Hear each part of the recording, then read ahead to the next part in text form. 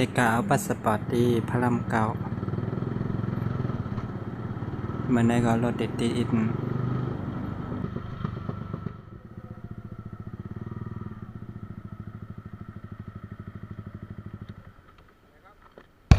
ไปบ้าน36/48ครับ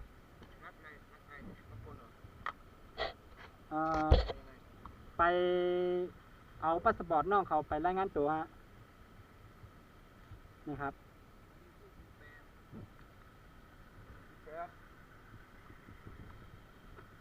ไก่พาน3604ตอนนี้แอน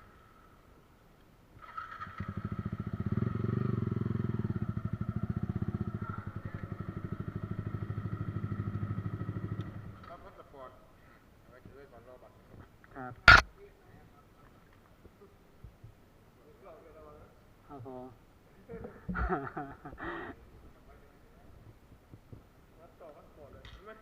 ไปเอาพาสปอร์ตเขาไปรายงานตัวอะไรประมาณนี้ฮะครับผมครับขอบคุณมากครับ36/48แต่ก็ไม่เคยมากครับเมื่อกี้เห็นน้องเขาบอกอยู่38หรือว่า48ใช่ไหมฮะ36/48ขอบคุณมากครับไปสุดซอยครับอ๋อเลี้ยวซ้ายบ้านอยู่ขวามือครับขอบคุณมากครับพี่ขอบคุณครับ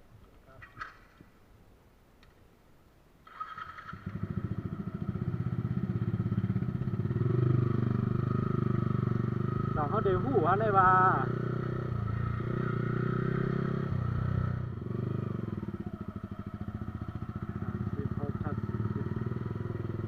พี่ไปหาน้องนะ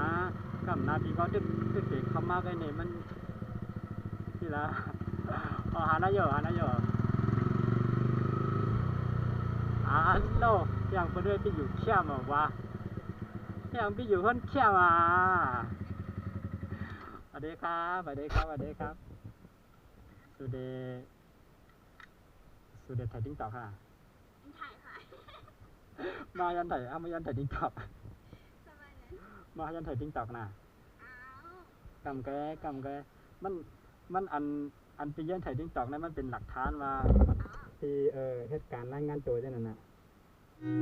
ฉันแค่คนธรรมดารู้ดีว่าต้องทำใจ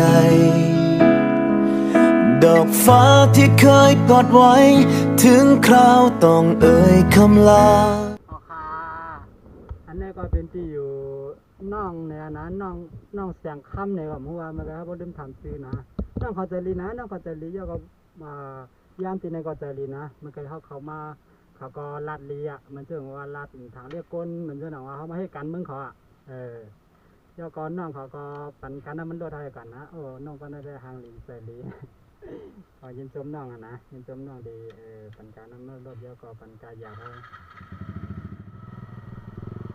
ตื่นใจยันเมืองก่อน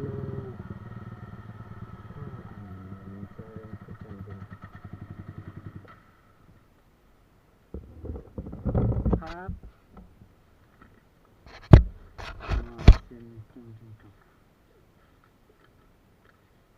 ครับผมขอบคุณมากครับขอบคุณครับ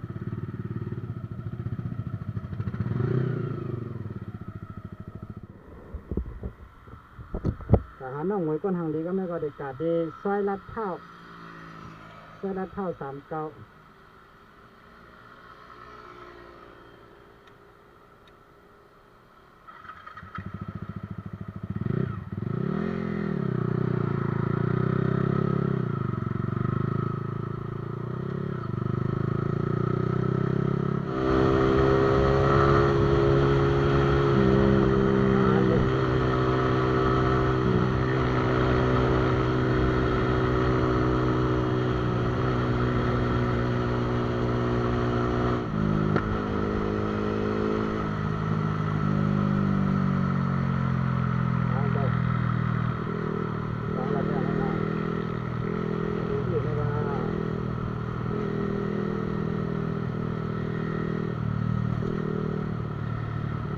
ตัวท่านไม่ว่าจับตัวท่านเนี่ย จะ